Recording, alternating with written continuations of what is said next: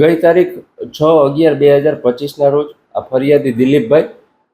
I-20 car લઈ તેની વીરણા વાજડીના જે ગેટ પાસે આવતા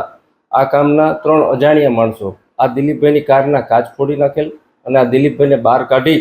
અને મારતા મારતા કહેલ કે તારાભાઈ વિશાલે જે વિજયભાઈના પૈસા લઈ લીધા છે તે આપી દેજે એમ કરી તેઓને ગંભીર પ્રકારની ઈજા પહોંચાડેલી છે। આ કામે તાત્કાલિક મેટોડા પોલીસ સ્ટેશન ખાતે BNS કલમ 109 વગેરે મુજબ FIR રજીસ્ટર કરવામાં આવેલી છે અને આ